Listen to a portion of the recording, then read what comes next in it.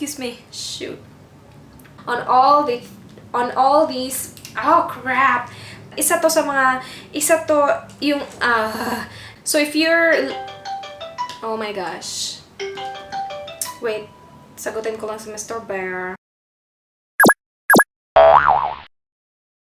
Hi guys, this is Rhaze. Welcome back to my channel. Today I will be doing a swatches video of these bad boys right here. It is the True Lips Lip Liner Pencil. This is from the brand Menow. I got mine from Prettyangelshoppe. It is only 40 pesos each. Yes, you heard it right. 40 pesos lang isa na to guys. But if you buy 12 or isang box, you will get it for only 350 pesos. That would be 29.17 each. So sobrang mura lang. I did a first impression review on this already. I used this shade on that review. This is the number 55. I will leave the link below if you're interested to know my thoughts on this, on how it performs on my lips and all that jazz. I did forget to mention in that video na hindi siya nagta-transfer ng over. Yes, merong transfer pero very minimal lang. By the way, this initial necklace that I'm wearing right now is from Kim's Collections 2015 on Instagram. I will leave her Instagram and Facebook link below if you're interested. Also, the ring that I'm wearing right now is from her. So yeah, and yeah, without further ado, I will go ahead and show you guys the swatches of these 12 lip liners on my lips. Good luck sa lips ko. 12 lip liners talaga. Bongga. Magiging sobrang kawawa yung lips ko after. So magsisimula ako sa number 46. This is kind of weird. After number 46, number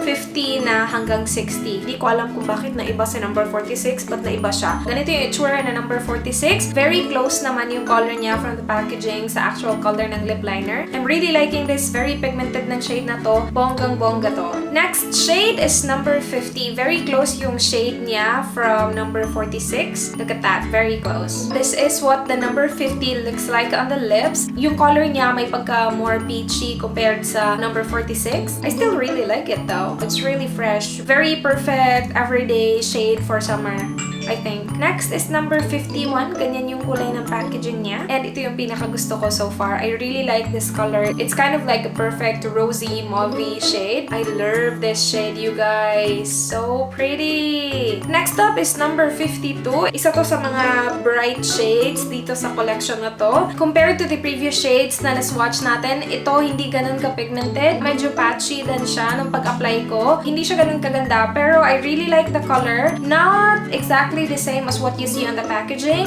but close enough. Siguro hindi nga lang siya ganun ka-pigmented, kaya medyo off yung color payoff niya sa lips. But yeah, that's number 52.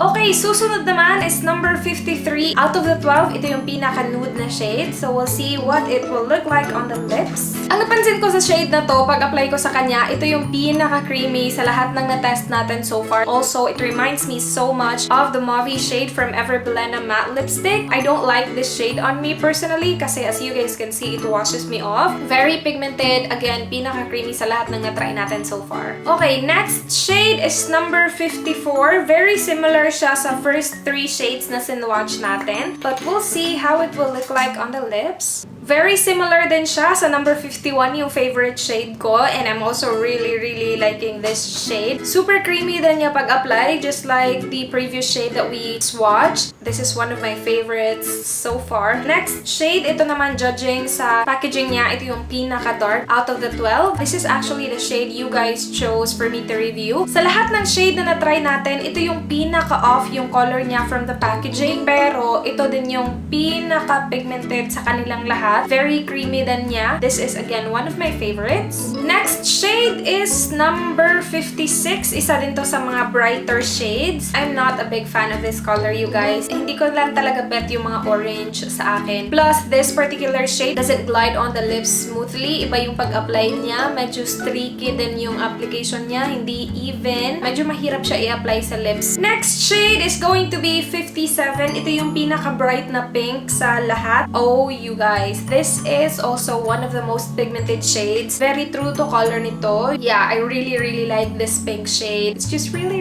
pretty! Sobrang bonggang-bonggang nagtitint din yung number 57, guys. And I'm a big fan of those lipsticks na nagtitint. So I really, really like that one. Anyway, moving on to number 58. Wow, it's a really bright red color. We'll see how it will register in the lips. Ito din, you guys, super true to color din niya. Kung ano nakikita mo sa packaging, yun din yung nagre-register sa lips mo. I really like this. Very pigmented. Glides on the lips really smoothly. Parang katulad siya ng number 53. Very creamy siya. And then super pigmented. It looks kind of orangey on camera, but in real life, it's like a really nice red color. Siguro merong orange na hint, pero sobrang konting-konti lang. Second to the last shade is number 59. Oh, no. I need to remove that.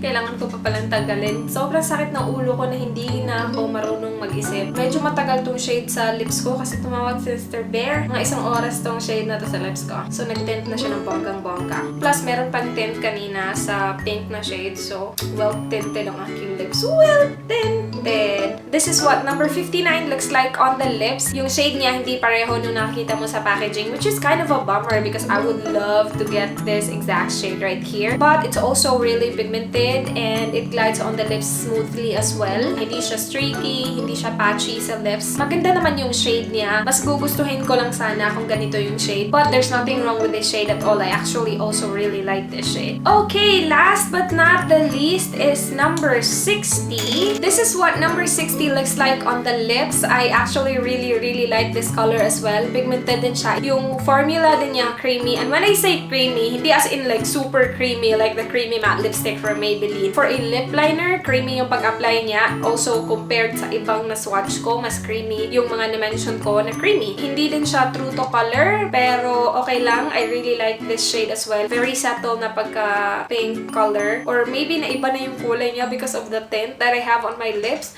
But I'm really liking this shade. And you guys, that's it for the swatches of all these 12 shades. I'm gonna pick my favorites ha. I really like number 55, number 51 yung kanina, diba? Nakalimutan ko na. I think it was 51.